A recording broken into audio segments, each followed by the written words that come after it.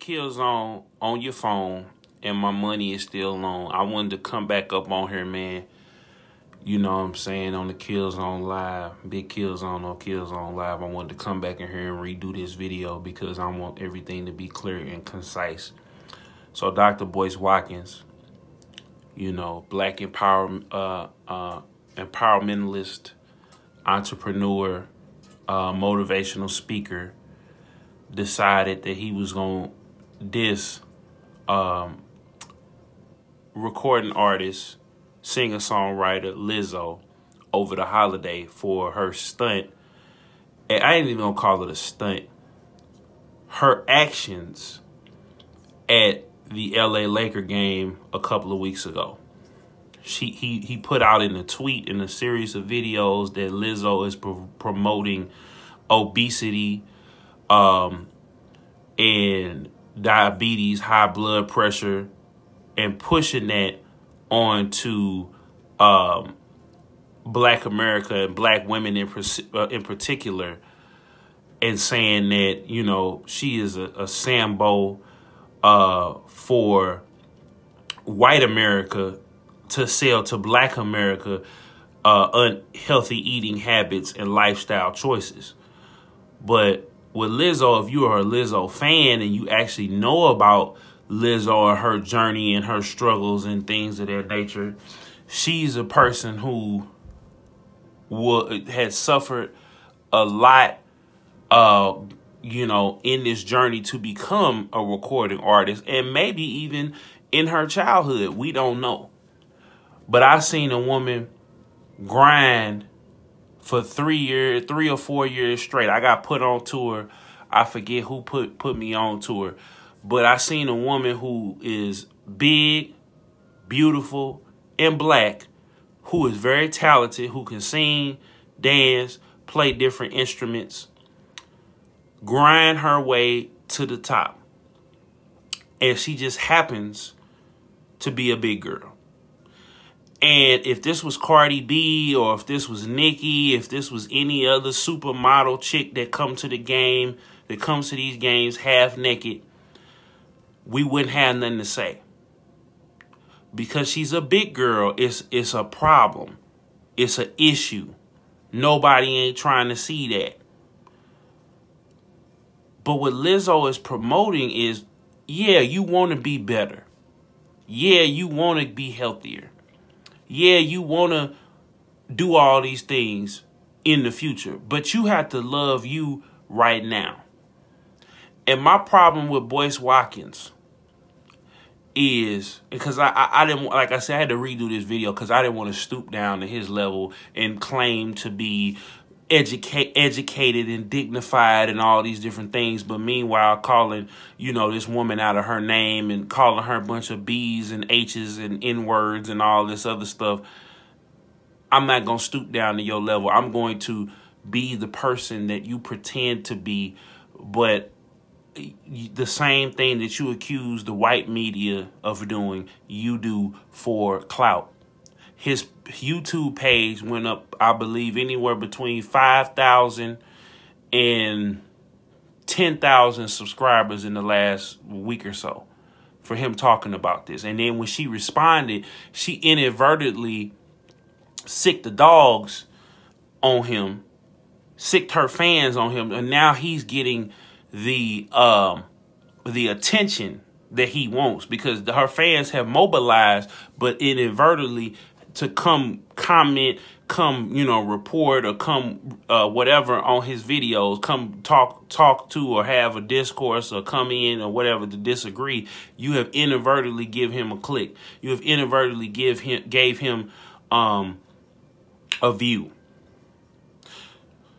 So I was getting ready to stop dealing with Boyce Watkins months ago when him and Crystal from the Read podcast jumped on the bandwagon from in defending Jesse Smollett. I forget how to say his last name. His sister is cute though. But my point is, when it was found out to be a lie, he foot dragged and she doubled down, because, you know, that's a whole different conversation. But they foot drag into addressing the lie that was Jesse. And ever since then, I had to give both of them the side eye. Boyce apologized, but then he comes back and he, you know, does this Lizzo thing. And I got to look, and he did it with Lil Wayne, with the Emmett Till line, which that should have been fixed. And he did it behind the scenes. He didn't do it online. He did it behind the scenes. He went to them behind the scenes. And he wasn't the Boyce Watkins that we know today that's on the Breakfast Club, that's with Dame Dash, that's on these different podcasts and things of that nature. Boyce Watkins is a household name now. But Boyce Watkins isn't as big as he would like to be. But instead of being cool with the section and the exposure that he has, he rather mobilize and do like a DJ Academics or a DJ Vlad, which he criticizes and which he ostracizes over and over and over again. He wants to do it for the clout. He then, when Lizzo responded, he responded back, who would you want your daughter to be, India Ari or Lizzo? And in his justification, he puts his kids all in the camera going, I'm disappointed in you. Because if you were really about black empowerment, you would use your power and your influence and your resources and your connections to reach out to Lizzo, to reach out to the Juice WRLDs, to reach out to these different artists and have a parlay and have a conversation with them instead of acting like you accuse us to act and acting like you accuse the white male media and the academics of the world and stuff like that. Close your mouth, sir, and think. You don't want to be talked down to. You don't want to be challenged. You curse people out. You want to claim to be educated and dignified, but you cursing and using N-words and B's and H's and things of that nature. No, you, sir, you are not Dr. Michael Eric Dyson. You're not Michael Eric Dyson. You are not Dr. Cornel West. You are not Mr. Louis Farrakhan. You are not Dame Dash. You are not Charlamagne the God. You are not these people. And until you stop doing this, you'll never be on that level. You'll never achieve that success. You'll never have that level of success in your lifetime, sir. When they address things, they address them and they move on. They don't disrespect them. They don't make several series of videos. Because I know what you're doing. You can't lie to me. You can't lie to me. Because I used to report on all the little gossip and all of the news and all that. But you not living that life, neither am I. Why am I going to comment on something that, because you think it's influencing black women to be fat? No, that's a choice. We all have choices. If people didn't support it or didn't relate to it, they wouldn't support it. They wouldn't subscribe. They wouldn't buy. It would not go anywhere. But apparently somebody is liking it. The people empower the artist, not the other way around. The artist can inspire, can motivate a person, but the people prop the artist up. And yeah, these corporations have power or whatever, but like I said, brother, I'm on your head today.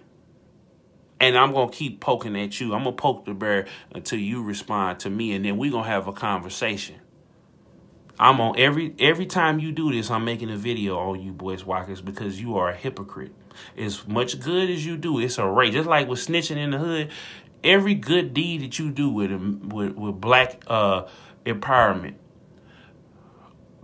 ownership, entrepreneurship, running a business, investing in the stock, all these things that you should just focus on. Leave that to Phil Cole, and leave that to the lovely T's and other people out there. Leave that to them. Leave that to them. Focus where we need you. You're trying to be too many different things. You're either going to be a developmentalist, you're going to be an entrepreneur, or you're going to be a motivational speaker, and you're going to stay in that realm, or you're going to be a gossip, a journalist, a vlogger. Which one is it? You're using these stories to drive traffic to your channel. And instead of actually helping people, You're making people do business with you for the help. So are you actually helping people, or are you teaching people for a fee? Tag Boyce Watkins. Share this video on his wall. It's Big Kill Zone. We going to war today. I'm out. Peace.